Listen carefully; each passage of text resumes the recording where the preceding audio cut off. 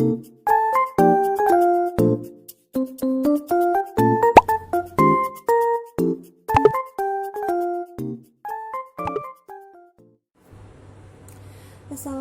warahmatullahi wabarakatuh. Perkenalkan, saya Sandrina Kumalasari, mahasiswa Universitas Bhayangkara Jakarta Raya, Fakultas Ilmu Pendidikan, Program Studi Pendidikan Guru Sekolah Dasar. Di sini saya akan memenuhi tugas dari mata kuliah Sejarah Indonesia yang diampuh oleh Bapak Dr. Aweria, menjelaskan materi mengenai masa pemerintahan Orde Lama. Nah, sebelum masuk pada pembahasan tentang sistem pemerintahan Orde Lama, saya akan menjelaskan dulu nih tentang sistem dan pemerintahan. Sistem itu suatu keseluruhan yang terdiri atas beberapa bagian yang memiliki hubungan fungsional. Sedangkan pemerintahan itu adalah lembaga-lembaga negara yang menjalankan tugas pemerintahan, baik lembaga eksekutif, legislatif, maupun yudikatif. Nah, sekarang kita akan masuk ke topik pembahasan, yaitu sistem pemerintahan Orde Lama. Nah, Orde Lama ini berlangsung sejak proklamasi kemerdekaan Republik Indonesia pada 17 Agustus tahun 1945 hingga 1968. Nah, Orde Lama ini dipimpin oleh Bapak Insinyur Soekarno. Nah, jadi Orde Lama ini tuh merupakan awal sejarah pemerintahan bangsa Indonesia. Kenapa? Karena pada Orde Lama ini bangsa kita baru memulai menata segala perihal aturan maupun mengelola negara. Jadi negara Indonesia ini belum bebas 100% dari kekuasaan penjajah. Maka dapat disimpulkan nih bahwa era pemerintahan Orde Lama ini menjadi cikal bakal pengaturan sistem untuk bangsa Indonesia ke depannya. Nah, pada era Orde Lama ini banyak perubahan pada sistem presidensial. Yang pertama itu ada sistem demokrasi parlementer dari tahun 1445 hingga 1950. Yang kedua itu ada sistem demokrasi liberal dari 1950 hingga 1959. Dan yang terakhir ada sistem demokrasi terpimpin dari 1959 hingga 1968. Nah, selanjutnya saya akan menjelaskan tentang sistem presidensial. Nah, sistem presidensial ini tuh di mana kepala pemerintahnya itu dipegang oleh presiden. Nah, pemerintah juga tidak bertanggung jawab atas parlemen atau legislatif, tetapi menteri bertanggung jawab kepada presiden, karena presiden itu berkedudukan sebagai kepala negara maupun kepala pemerintahan. Nah, di sini juga ada ciri-ciri pemerintahan sistem presidensial. Yang pertama itu pemerintahan presidensial didasarkan pada prinsip pemisahan kekuasaan. Yang kedua itu eksekutif tidak mempunyai kekuasaan untuk menyatu dengan legislatif. Yang ketiga itu kabinet bertanggung jawab kepada presiden. Dan yang terakhir itu ada eksekutif dipilih melalui pemilu. Nah, di sini aku juga pengen jelasin tentang kelebihan dan kekurangan sistem presidensial. Kelebihan yang pertama itu ada kekuasaan dipegang oleh eksekutif, stabil karena tidak bergantung kepada parlemen. Yang kedua itu periode jabatan jelas sesuai ketepatan yang telah diatur dalam undang-undang negara. Yang ketiga itu pelaksanaan pemilihan umum atau pemilu tidak berganti-ganti jangka waktunya. Yang keempat itu program kerja yang dibuat oleh kabinet menyesuaikan dengan waktu jabatan. Dan yang terakhir itu lembaga legislatif tidak dijadikan sebagai pusat kaderisasi eksekutif karena bisa dijabat oleh orang-orang luar dan anggota parlemen.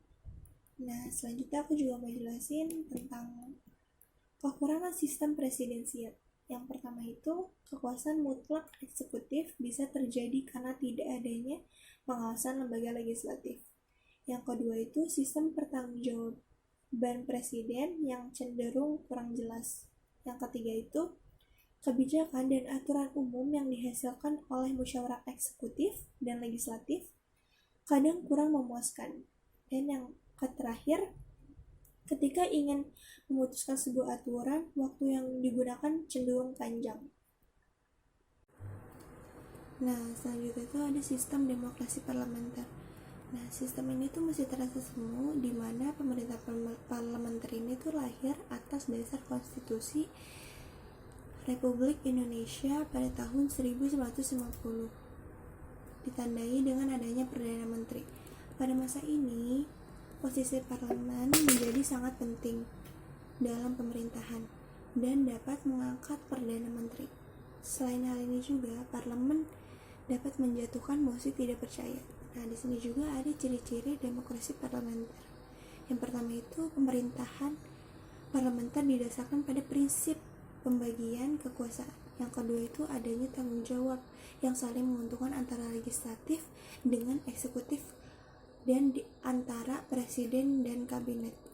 Dan yang ketiga itu eksekutif dipilih oleh kepala pemerintahan dengan persetujuan legislatif. Nah, saya juga akan menjelaskan tentang kekurangan dan kelebihan demokrasi parlementer. Yang pertama, kekurangan demokrasi parlementer yang pertama itu ada jabatan kuasa eksekutif bergantung pada dukungan parlementer yang berakibat suatu waktu bisa dijatuhkan parlementer. Yang kedua itu waktu pelaksanaan pemilu atau pemilihan umum selalu berubah-ubah. Dan yang ketiga itu periode pemerintahan eksekutif tidak selalu berjalan sesuai tergantung suara dari parlemen. Nah, saya juga akan menjelaskan tentang kelebihan demokrasi parlementer. Nah, yang pertama itu ada pembentukan kebijakan dapat dilakukan dengan cepat karena adanya musyawarah antara eksekutif dan legislatif yang merupakan satu bagian partai. Yang kedua itu pelaksanaan, tanggung jawab, dan pembuatan kebijakan jelas. Dan kelebihan yang terakhir, keputusan jika terjadi suatu masalah dapat didapatkan tanpa memakan banyak waktu. Nah, selanjutnya ada sistem demokrasi liberal. Nah, sistem demokrasi liberal ini ditentukan oleh Undang-Undang 1950 yang menggantikan Konstitusi RIS 1949. Namun, demokrasi ini tuh masih terasa semu karena yang masih dijalankan itu adalah sistem pemerintahan kabinet parlementer. Nah, hal ini juga dapat diketahui bahwa pengangkatan Perdana Menteri oleh Presiden dan bahkan Presiden dapat membubarkan DPR sehingga kedudukan Presiden tidak dapat diganggu-gugat oleh pemerintahan. Nah, di sini saya juga akan menjelaskan tentang ciri-ciri demokrasi liberal. Nah, yang pertama itu adalah Presiden berhak membubarkan DPR. Yang kedua itu Presiden dan Wakil Presiden tidak dapat diganggu-gugat. Yang ketiga itu Perdana Menteri diangkat oleh Presiden. Dan yang keempat itu Menteri bertanggung jawab atas kebijakan pemerintahan. Nah, saya juga akan menjelaskan tentang kelebihan dan kekurangan demokrasi liberal.